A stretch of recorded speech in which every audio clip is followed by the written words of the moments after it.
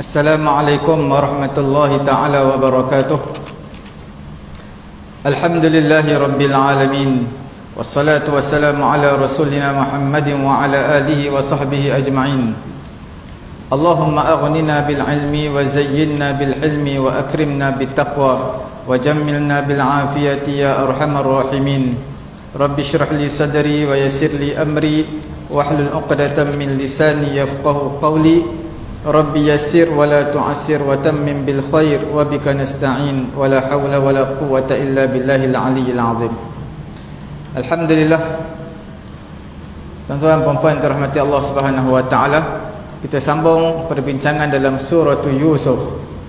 Kesimpulan daripada ayat yang ke-11 sampai ke-18 yang kita bincangkan pada bulan yang lalu mengenai dengan pelaksanaan, bagaimana dilaksanakan rancangan jahat terhadap Nabi Yusuf alaihi salatu wassalam, dan bagaimana pengkhianatan adik-beradik Nabi Yusuf sanggup menipu ayah mereka sendiri.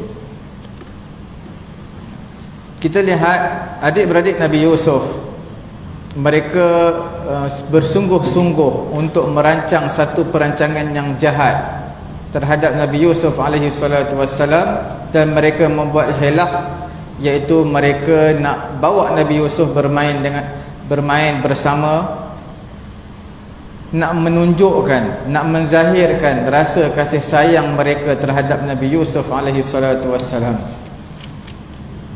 Kemudian Nabi Yaqub alaihi salatu wassalam sebagai seorang ayah menyahut seruan anak-anaknya untuk membenarkan Nabi Yusuf alaihi salatu wassalam bersama dengan adik-beradiknya yang lain. Dalam masa yang sama, sifat kebapaan itu ada, maka Nabi Yaqub alaihi salatu wassalam memberi peringatan kepada adik-beradiknya supaya berhati-hati, jagalah Nabi Yusuf, jangan cuai, dan sekaligus mengisyaratkan betapa cinta dan kasihnya Nabi Yaqub terhadap anaknya Nabi Yusuf alaihi wassalatu wassalam, dan tidak sanggup menanggung kesusahan, tidak mampu untuk bersabar di atas perpisahan dengan Nabi Yusuf alaihi salatu wassalam. Perkara yang ketiga, adik-beradik Nabi Yusuf alaihi salatu wassalam, adik-beradik Nabi Yusuf, mereka ini telah memalsukan fakta, cerita kepada ayah mereka, cerita yang sebenar. Sebenarnya mereka bukan nak menjaga Nabi Yusuf, bukan nak membawa Nabi Yusuf bersiar-siar, tetapi sebaliknya mereka hendak membuat satu perancangan jahat terhadap Nabi Yusuf alaihi salatu wassalam. Dan mereka menzahirkan diri mereka adalah orang-orang yang kuat, satu jemaah yang kuat, yang tidak membiarkan adik mereka dikejar ataupun dibaham serigala. Kemudian yang keempatnya, adik-beradik Nabi Yusuf alaihi salatu wassalam sungguh keras hati mereka dan bersungguh-sungguh untuk menghancurkan kehidupan adik mereka Nabi Yusuf alaihi salatu wassalam. Adik mereka ini, Nabi Yusuf adalah adik-beradik sebapa, ibunya lain tetapi bapanya satu. Mereka sanggup untuk mencampakkan Nabi Yusuf dalam perigi yang kering, dan perigi yang ada air tapi tidak banyak. Kemudian mereka telah menanggalkan baju Nabi Yusuf. Ini semua adalah kerana kemarahan dan juga dengki yang ada dalam diri mereka.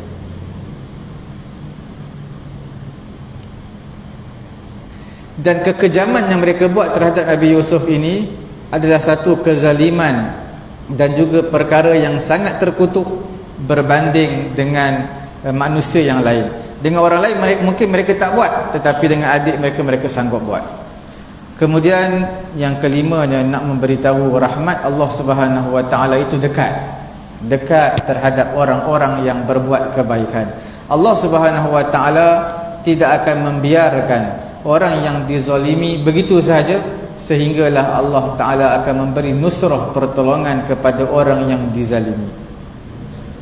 wala mafju'an hatta yusalliya qalbahu wa yatma'inna. Allah Ta'ala tak biarkan diri orang yang dizalimi di dalam keadaan ketakutan, sehinggalah Allah Ta'ala memberi motivasi dalam hatinya, memberi ketenteraman dan juga ketenangan dalam hati Nabi Yusuf alaihi salatu wassalam. Dan Allah Subhanahu wa Ta'ala memberi satu berita gembira kepada Nabi Yusuf bahawasanya dia akan selamat. Allah Ta'ala mengilhamkan kepada Nabi Yusuf bahawasanya dia akan selamat daripada sebarang kemudaratan, perancangan jahat yang dirancang oleh adik-beradik Nabi Yusuf. Allah Subhanahu wa Ta'ala akan bantu Nabi Yusuf. Allah Subhanahu wa Ta'ala memberitahu sayukhbiruhum bisu'i ma yasna'una bihi wa yuwabbihuhum ala ma sana'u. Allah Ta'ala beritahu kepada Nabi Yusuf perancangan jahat mereka yang mereka akan buat kepada Nabi Yusuf. Dan Allah Ta'ala juga mencela perbuatan mereka terhadap apa yang mereka buat terhadap Nabi Yusuf alaihi salatu wassalam. Dan semuanya itu mereka akhir sekali berada di bawah kekuasaan dan juga penguasaan Nabi Yusuf alaihi salatu wassalam bila mana dilantik sebagai menteri satu hari nanti. Sedangkan mereka tak tahu itulah sebenarnya Nabi Yusuf alaihi salatu wassalam. Ini menunjukkan wahyu kepada annal wahya li Yusuf ba'da ilqa'ihi fil jub kana taqwiyatan liqalbih. Wahyu yang diturunkan, yang diberikan kepada Nabi Yusuf adalah selepas Nabi Yusuf dicampakkan di dalam perigi, kerana untuk menguatkan hati Nabi Yusuf alaihi salatu wassalam dan memberi berita gembira yang dia pasti akan selamat selepas ini. Kemudian mereka datang, adik-beradik Nabi Yusuf, mereka pulang ke rumah pada waktu malam supaya waktu malam ini lebih mudah untuk meminta keuzuran kerana waktu malam gelap. Kerana itu dikatakan jangan kamu minta hajat, keperluan itu pada waktu malam. Wala ta'tazir, tapi jangan kamu beri keuzuran pada waktu siang, kerana waktu siang ini akan ditanya banyak soalan, disiasat sebab apa begini. Sebab itu mereka pulang waktu malam. Waktu malam ni seolah-olah dah letih, orang tak banyak tanya dah. Tapi bila waktu siang ni, bila balik akan satu persatu ditanya. Bila satu persatu ditanya, maka untuk melepaskan diri itu susah. Jadi mereka, adik-beradik Nabi Yusuf, lepas mereka campak Nabi Yusuf dalam perigi, mereka pulang pada waktu malam. Dalam ayat yang ke-12 kalau tak salah saya sebelum ini, ada menyebutkan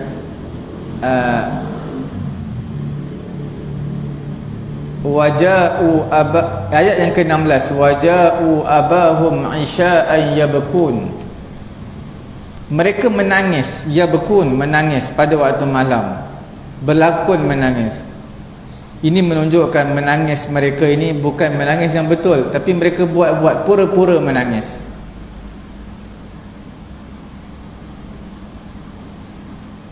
Dan sesungguhnya dikatakan innad dam al-masnu' la yakhfa.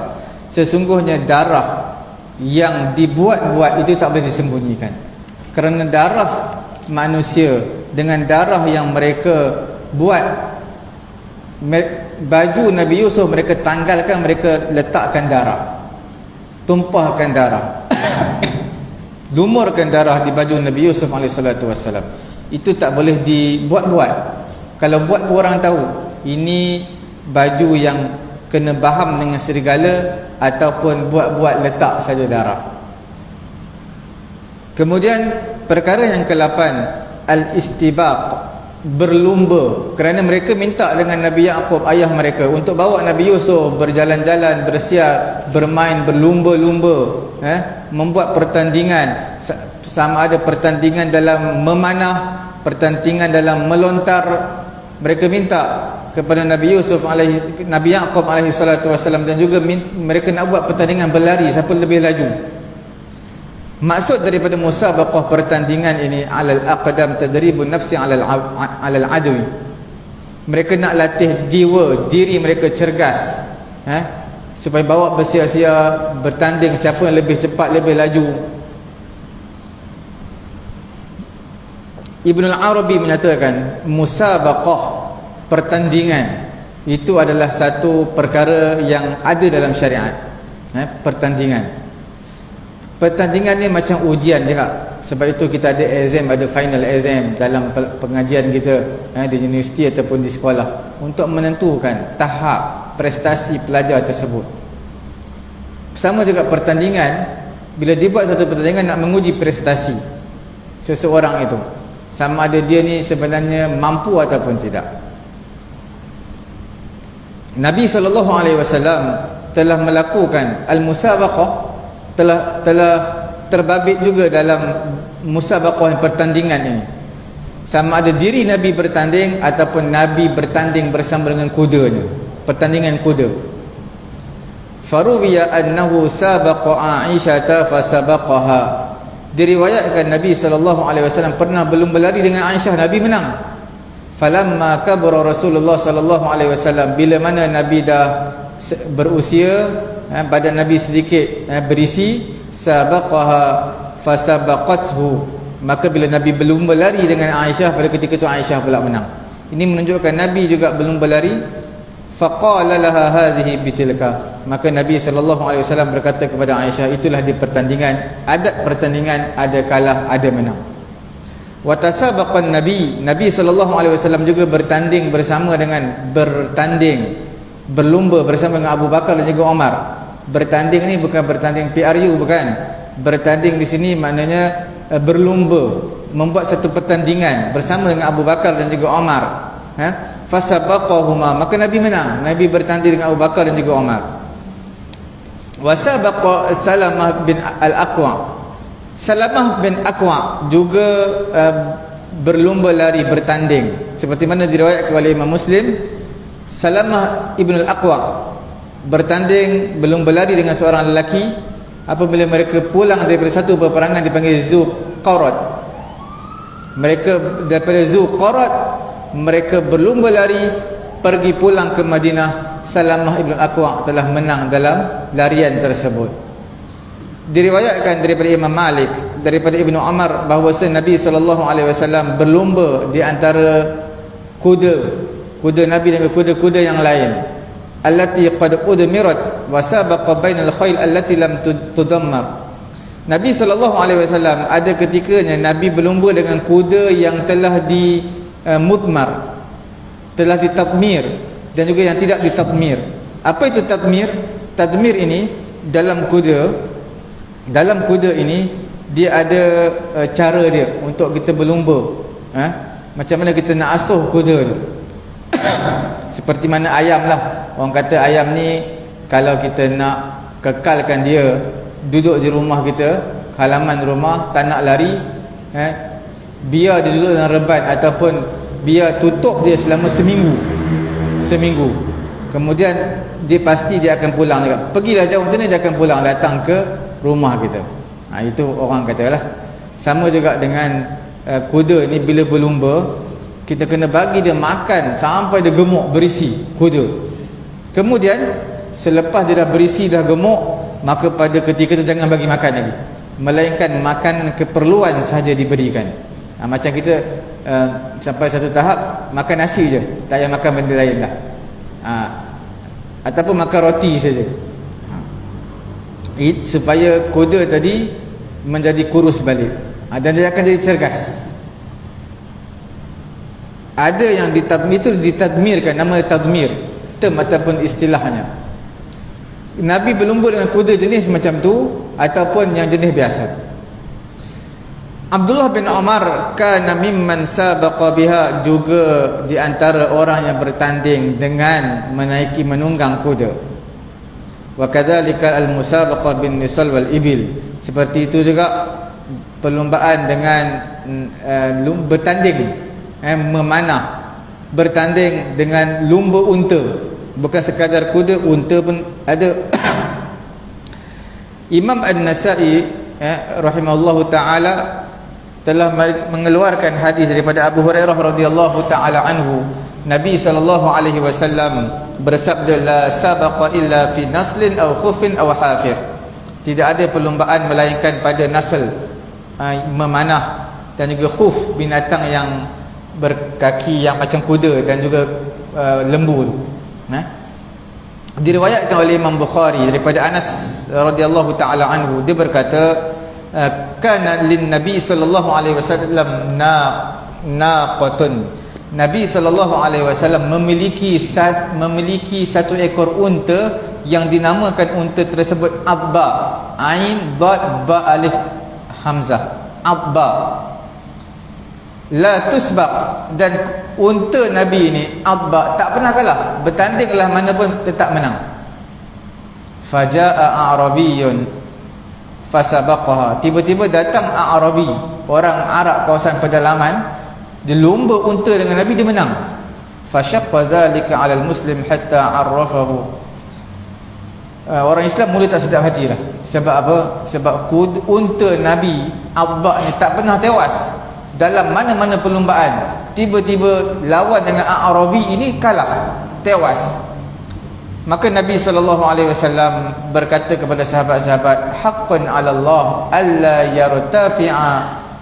yartafi'a syai'an min ad-dunya illa wada'ahu. Menjadi hak kepada Allah Subhanahu wa taala, Allah taala tak akan angkat sesuatu, tidak diangkat sesuatu daripada dunia ini melainkan Allah taala akan menjatuhkan dia. Mana tinggi macam mana kita, ada ketika jatuh. Macam mana ke bawah, kadang-kadang naik atas.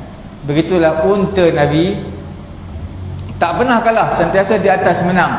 Ada ketikanya jatuh, tewas juga.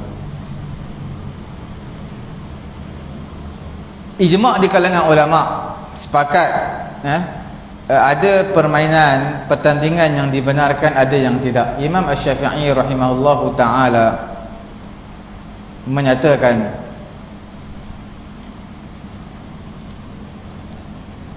ma'ada hadhi salasa, tiga permainan disebutkan dalam hadis tadi, sekiranya bertanding ada unsur judi, selain daripada naslin, khuffin dan juga hafir. Kemudian ada satu riwayat yang menyatakan junah, iaitu dipanggil yang bersayap, pertandingan yang bersayap, binatang bersayap. Tapi riwayat ini sebenarnya adalah riwayat maudhu', palsu. Tidak boleh bertanding sama ada pada unta ataupun pada kuda, melainkan mestilah jelas. Jelas apa? Di mana garis penamatnya, okey, bila bermulanya, itu semua perlu jelas. Wa kadzalika ram la yajuz sabq illa fihi illa bi ghayatin ma'lumah. Sama juga dalam memanah, melontar, pasti kita tahu di mana tempat lontarannya. Kalau memanah, pastikan di mana tempat yang sepatutnya dipanah. Dalam perlombaan, pertandingan, ada dua perkara yang dibenarkan, diharuskan, iaitu pertandingan seseorang yang sponsor. Dua orang yang bertanding, tak keluar apa-apa duit. Dua orang yang bertanding ni, orang A dan juga orang B, tak keluarkan duit ataupun duit pertaruhan. Wang pertaruhan tak dikeluarkan. Siapa yang keluarkan? Orang lain. Bagi secara sukarela, volunteer. Wa ma yukhrijuhu ahadul mutasabiqaini duna sahibihi. Ataupun yang keduanya, pertandingan perlombaan yang harus, iaitu seseorang yang keluarkan duit. Yang keluarkan duit orang A saja, orang B tak keluar duit. Ataupun orang B saja, orang A tak keluar duit. Ini perlombaan yang dibenarkan. Salah seorang daripada dua orang ataupun dua pasukan yang bertanding, pasukan A saja, satu pasukan saja yang keluarkan duit. Sekiranya A menang, A dapat balik duit tadi sebab dia yang keluarkan.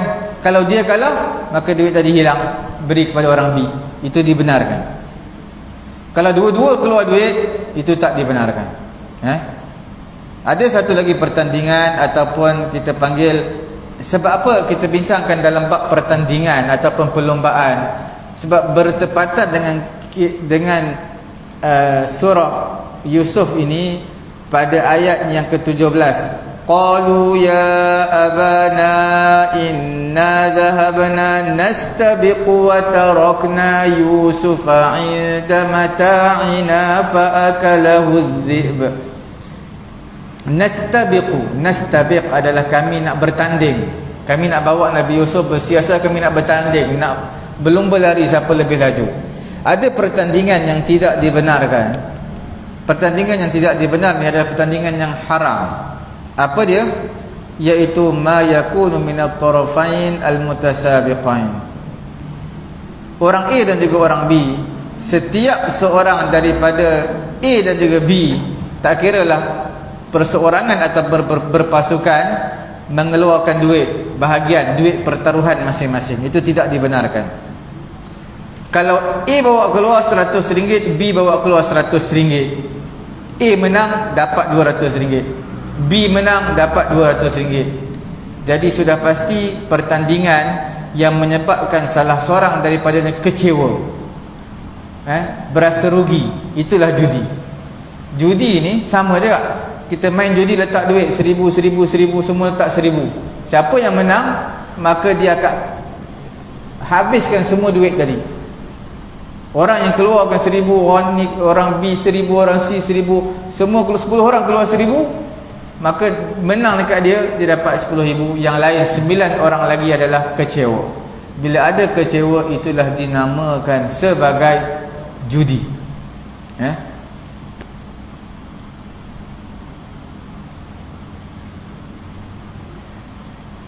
Wala yajuzu hadzal wajh illa bimuhallil. Dua orang yang keluarkan ataupun dua pasukan yang keluarkan duit wang pertaruhan adalah tidak dibenarkan sama sekali.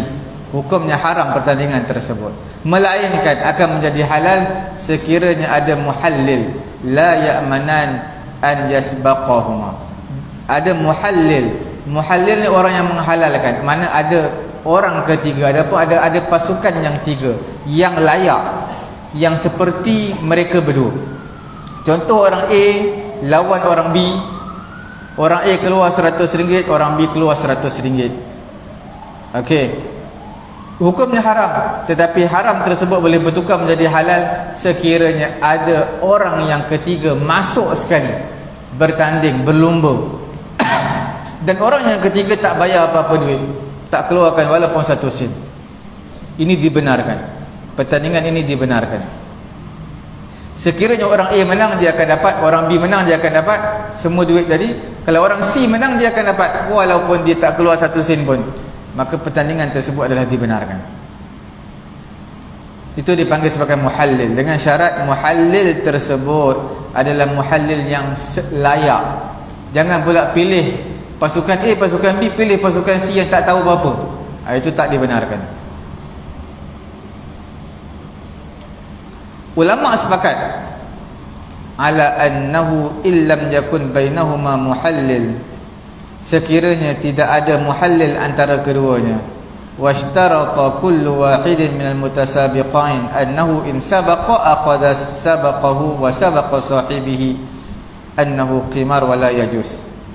Ulama sepakat kalau tak ada muhallil, orang A yang keluar duit 100, orang B keluar duit 100, tak ada muhallil, tak ada orang ketiga, tak ada pasukan yang ketiga, maka pada ketika itu hukumnya adalah judi. Sebulat suara di kalangan ulama, bukan tak ada khilaf, tidak ada perbezaan pendapat. Sebulat suara hukumnya haram dan tak dibenarkan.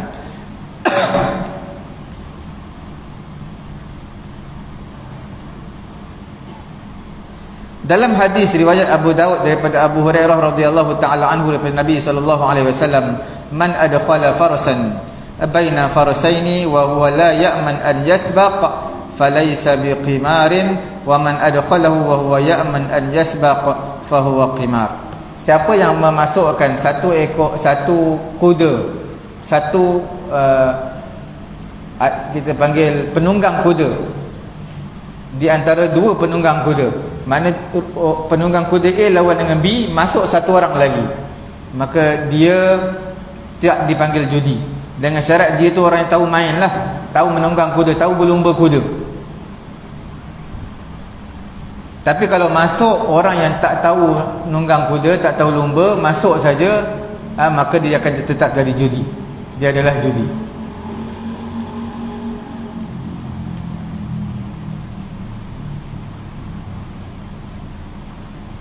Kemudian perkara yang ke-9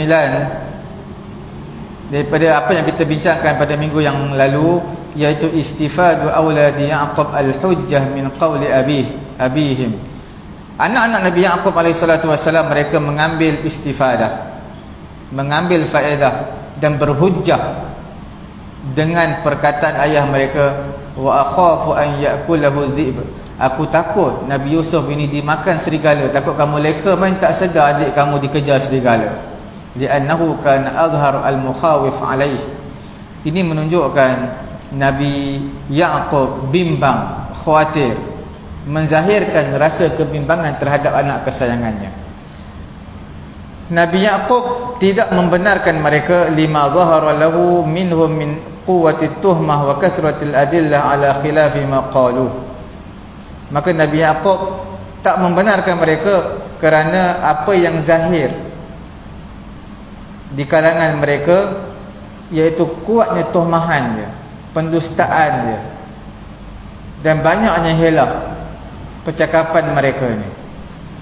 Wa ahassuhum bi dha'fi hujjatihim hinama qalu walau kunna sadiqin. Dan mereka rasa, adik-beradik Nabi Yusuf, dengan rasa lemahnya hujah mereka sebelum ini, mereka kata walau kunna sadiqin, walaupun dahulunya kami ni orang yang benar. Mana kami ni, wahai ayah kami, dahulunya kami bercakap benar ni, tak berdusta. Nak menunjukkan mereka nak sangat keluar dengan Nabi Yusuf, sebab mereka nak buat satu perancangan jahat. Mereka tipu ayah mereka dengan bagaimana? Dengan cara mereka lumurkan darah di baju Nabi Yusuf. Darah apa? Darah kijang. Mereka nak lumurkan darah, mereka sembelih kijang, kemudian mereka kata inilah darah baju Nabi Yusuf ini, kena darah, dibaham serigala. Menunjukkan percakapan mereka ni benar. Allah Subhanahu wa ta'ala iringi tanda ini dengan tanda yang bertentangan. Bagaimana tanda baju Nabi Yusuf ini dilumur darah, dibaham serigala? Itu tanda Nabi Yusuf mati. Allah Ta'ala beri satu tanda yang lain yang bertentangan dengan itu, iaitu kalau dibaham serigala, kerana apa? Baju dia tidak koyak, hanya berdarah saja. Serigala kalau dibaham, takkan dia nak, macam mana baju tak koyak dia berdarah ada? Perkara yang pelik. Imam Al-Mawardi menghikayatkan bahawasanya baju itu ya fi jinsihi salasu ayat, iaitu mengenai dengan baju ni. Imam Mawardi kata jenis baju ni sebenarnya ada 3 ayat mengenai dengan baju dalam Quran. Pertama, ketika mana adik-beradik Nabi Yusuf bawa bertemu dengan ayahnya baju yang dilumur dengan darah pendustaan. Darah pendustaan, darah yang dibuat-buat, menyatakan Nabi Yusuf dibaham serigala. Wa hina qudda qamisuhu min dubur wa hina ulqiya ala wajhi abih fartadda basira. Jenis baju yang kedua yang disebut dalam Quran adalah baju yang mana Zulaikha, yang mana sebelum menjadi isteri Nabi Yusuf, iaitu menjadi permaisuri Mesir, dia nak buat khianat, nak menggoda Nabi Yusuf. Nabi Yusuf tak nak melakukan perbuatan maksiat dengan Zulaikha, permaisuri Mesir. Nabi Yusuf lari. Bila Nabi Yusuf lari, isterinya tarik baju Nabi Yusuf daripada belakang, koyak baju tadi. Kalau koyak di depan, Nabi Yusuf salah. Koyak di belakang, bukan salah Nabi Yusuf, salah permaisuri tersebut. Ini mengenai dengan baju. Disebutkan kali yang kedua mengenai kisah Nabi Yusuf dan Zulaikha. Perkara yang ketiga dalam surah Yusuf ini juga disebut baju, bila dicampakkan kepada ayahnya, ayah Nabi Yusuf. Baju Nabi Yusuf dicampakkan kepada ayah Nabi Yusuf, Nabi Ya'qub AS, daripada mata yang buta terus celik sebab dapat bau baju Nabi Yusuf. Dalam surah Yusuf ini disebutkan tiga cerita mengenai dengan baju. Kemudian istadalla al-fuqaha biqissatil qamis al-mulawwas bid-dam ala jawaz al-i'timad ala al-amarat. Ini menunjukkan ulama fiqh mengambil dalil daripada kisah baju yang dilumur dengan darah ini, menunjukkan harus berpegang kepada tanda-tanda dalam masalah-masalah fiqh. Contohnya masalah qasamah. Qasamah ini satu pembunuhan yang kita tak tahu siapa yang bunuh. Diminta, tengok ada petanda-petanda lah. Tak ada minta sumpah 50 orang daripada penduduk kampung tersebut. Kalau tak salah saya itu adalah Al-Qasamah. Kisah dia panjang lah dalam bab ini. Tuan-tuan boleh lihat, baca dalam kitab-kitab fiqh. Dan juga selain daripada itu, contohnya dalam bab saksi dan sebagainya, semua itu perlu kepada tanda lah. Kita panggil qarinah. Itu dalam bab fiqh adalah menjadi satu bahan bukti. Dan ulama sepakat Yaqub alaihi salatu wasalam istadalla, mengambil dalil di atas pendustaan mereka ini dengan bagaimana? Dengan cara baju tadi selamat daripada dikoyakkan, dirobek. Jadi ini menunjukkan Nabi Yaqub mengambil dalil daripada baju ini. Baju menggambarkan satu perkara yang lain, cerita adik-beradik Nabi Yusuf menggambarkan satu perkara yang lain.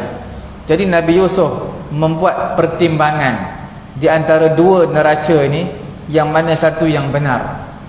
Jadi Nabi Yusuf melihat kalau benar percakapan mereka, mengapa baju ini tidak terkoyak. Itu menunjukkan menggunakan akal yang sempurna. Sama juga PRU kita dekat. Jadi pada PRU ni pilihlah pemimpin yang tuan-tuan menggunakan akal yang waras. Mungkin tuan-tuan lebih tahu yang mana satu yang pemimpin yang boleh membawa kepada kebaikan, yang mana pemimpin yang boleh membawa kepada kerosakan. Dan untuk pengetahuan tuan-tuan dan juga puan-puan dirahmati Allah Subhanahu wa taala, dalam kita panggil dalam sistem keadilan Islam ini, sepatutnya apa dia, iaitu sistem kehakiman ini tidak boleh terpengaruh dengan apa-apa kuasa. Dia bidang yang asing, bidang kuasa asing. Bila mana satu penguasa, pemimpin letakkan bidang kuasa kehakiman bawah dia, maka akan rosak.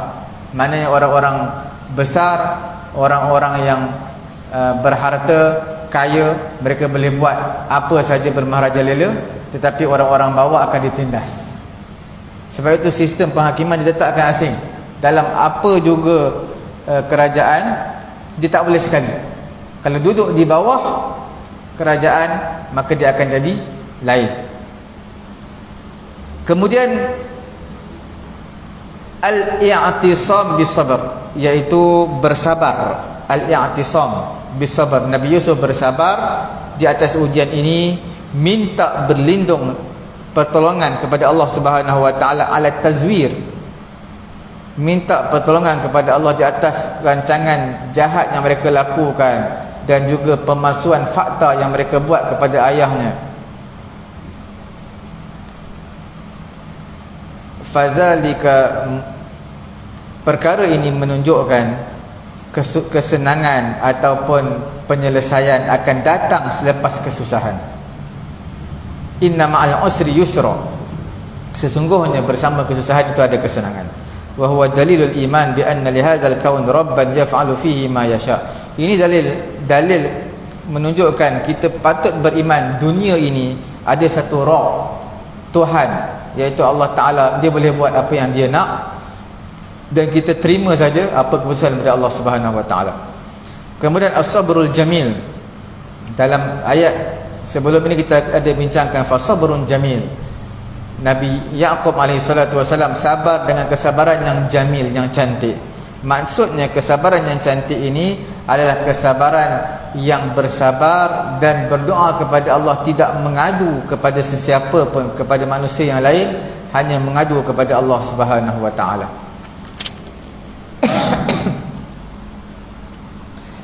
Sabrun jamil, iaitu kesabaran yang cantik, yang tinggi. Ma lam yakun fihi ridha, tidak akan berlaku melainkan dia kena redha terhadap qada dan qadar, ketentuan Allah Subhanahu wa taala.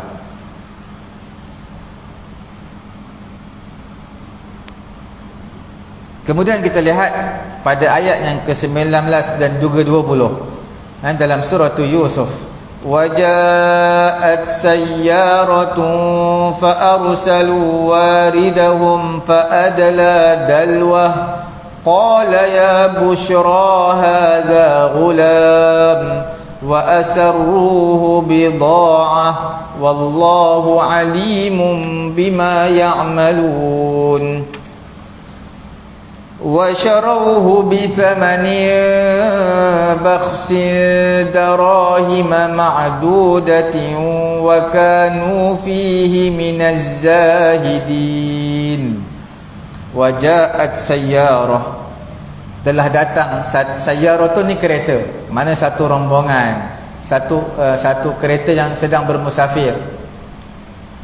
Dia datang. فَأَرْسَلُوا وَارِدَهُمْ فَأَدْلَى دَلْوَهُ, maka dia pun campakkan apa, orang yang bermusafir, satu kaum yang bermusafir daripada Madian ke Mesir, dia mencari air, maka pergi ke perigi ni, campakkan baldi dalam perigi tersebut mengharapkan air. Rupa-rupanya Nabi Yusuf berpaut pada baldi tersebut, dan dia kata, ya busyra hadza ghulam. Dia berkata, oh, sungguh aneh, ini adalah ghulam, bukan air, kanak-kanak, hamba. Wa asarruhu bida'ah wallahu alimun bima ya'malun. Kemudian orang yang mencedok baldi tadi dalam perigi, dia terkejut, dan pada ketika itu wa asarruhu bida'ah, mereka sembunyikan Nabi Yusuf ini bida'ah, sebagai satu barang jualan. Mana jadikan hamba kemudian jual. Untuk pengetahuan tuan-tuan, ketika mana Nabi Yusuf berada dalam perigi ini, salah seorang daripada beradik Nabi Yusuf, Yahuza, selalu setiap hari akan bawa datang kepada Nabi Yusuf makanan, pagi petang, menghantar makanan. Fa'atahu yawma idzin falam yajid, pada satu ketika dia hantar makanan, tengok-tengok Nabi Yusuf tak ada. Fa'akhbara ikhwatahu, diberitahu kepada adik-adik Nabi Yusuf, maka mereka datang. Rupa-rupanya ada orang yang telah mengambil Nabi Yusuf.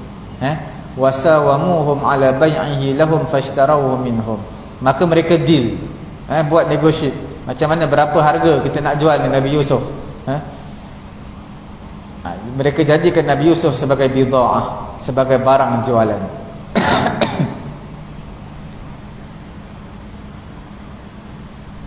Wallahu alimun bima ya'malun.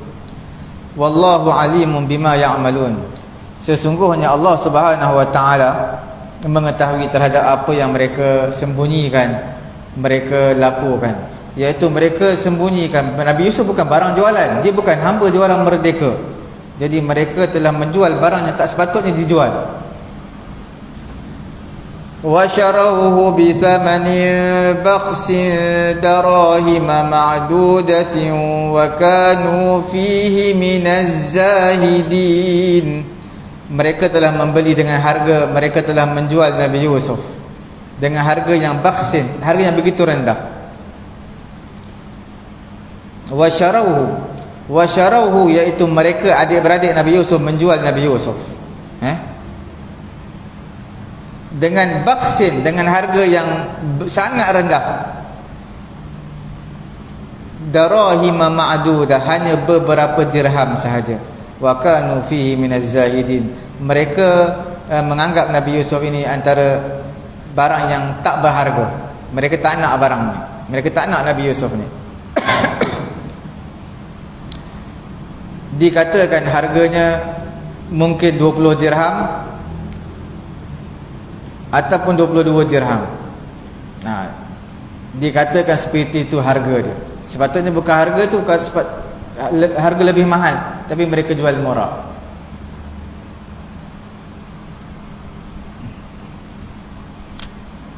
Kita lihat dalam ayat ini, apa munasabah ayat ini dengan ayat yang sebelum ini.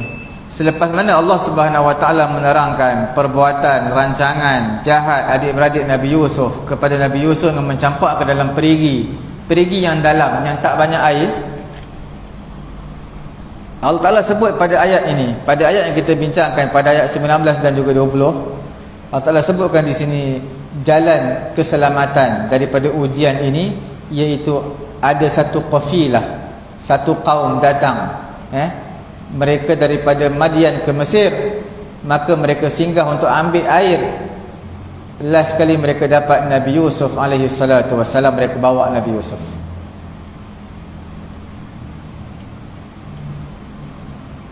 Dikatakan siapa orang Arab ataupun orang yang bermusafir ini?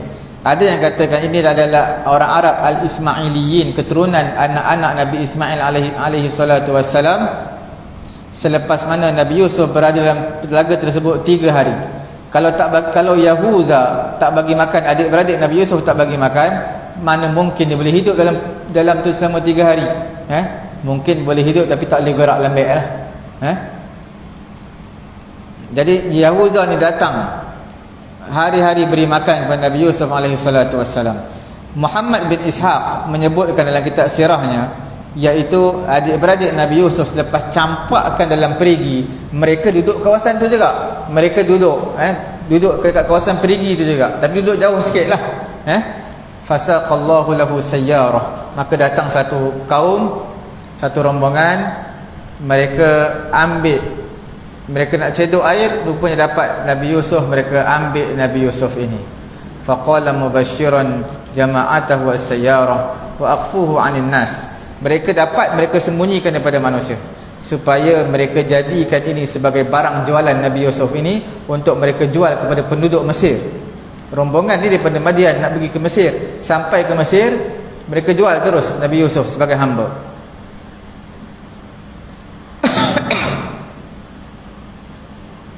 Maka Allah Ta'ala bagi tahu dalam ayat yang ke-19 ini, wallahu alimun bima ya'malun. Allah Ta'ala Maha mengetahui terhadap apa yang mereka lakukan, apa yang qabilah itu lakukan, jual hamba Nabi Yusuf, dan juga apa yang adik-beradik mereka buat, adik-beradik Nabi Yusuf buat. Dan tak mustahil bagi Allah Ta'ala juga berkuasa untuk mengubah waqi', realitinya, daripada Nabi Yusuf dihina menjadi hamba, last sekali diangkat menjadi menteri kewangan Mesir satu ketika nanti. Tetapi bagi Allah ada hikmah, ada qadar sabiq, iaitu ada ketentuan yang mendahului. Jadi Allah Ta'ala biar Nabi Yusuf dihina dahulu, last sekali Allah Ta'ala akan angkat Nabi Yusuf menjadi orang yang tinggi, dan semuanya akan tunduk, adik-beradik Nabi Yusuf akan tunduk kepada Nabi Yusuf alaihi salatu wassalam. Ala lahul khalq wal amr. Allah Ta'ala bagi tahu dalam surah Al-A'raf, ala lahul khalq wal amr, tabarakallahu rabbul alamin. Ketahuilah milik Allah lah ciptaan, urusan, pentadbiran, semua milik Allah. Maha suci Allah Subhanahu wa taala, Tuhan sekalian alam.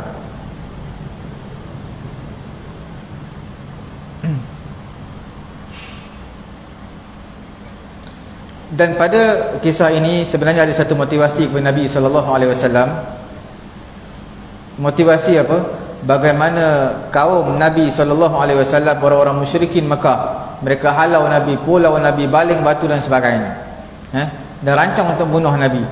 Allah Ta'ala beritahu kepada Nabi, Allah Ta'ala itu maha mengetahui, Allah Ta'ala itu mengetahui apa yang kamu buat kepada kamu. Jangan risau, Allah Ta'ala mampu untuk mengubah segala-galanya. Tetapi Allah Ta'ala nak minta kepada Nabi SAW, isbir, kamu bersabar seperti mana sabarnya Nabi Yusuf terhadap rancangan jahat adik-beradik mereka. Kelak aku akan bantu kamu wahai Muhammad seperti mana aku bantu Nabi Yusuf SAW. Cukup sekadar ini dulu. Mudah-mudahan Allah Subhanahu Wa Ta'ala memberi kefahaman kepada saya dan juga tuan-tuan. Kita tutup majlis dengan tasbih kafarah dan juga surah Al-Asr. Subhanallahumma wa bihamdihi, subhanakallahumma wa bihamdika, asyhadu an la ilaha illa anta, astaghfiruka wa atubu ilaik. Bismillahirrahmanirrahim. Al-'asri innal insana lafi khusr illa alladhina amanu wa 'amilus solihat wa tawassaw bil haqq wa tawassaw bis sabr. Bismillahirrahmanirrahim. Alhamdulillahi rabbil alamin, wassalatu wassalamu ala rasulina Muhammadin wa ala alihi wa sahbihi ajma'in. Allahumma anfa'na bima 'allamtana wa 'allimna ma yanfa'una wa zidna 'ilma. Alhamdulillahi ala kulli hal wa na'udzu billahi min hali ahli nar. Rabbana atina fid dunya hasanah wa fil akhirati hasanatan wa qina 'adzaban nar. Wa sallallahu ala sayyidina Muhammadin wa ala alihi wa sahbihi ajma'in. Walhamdulillahi rabbil alamin. Taqabbalallahu minna wa minkum.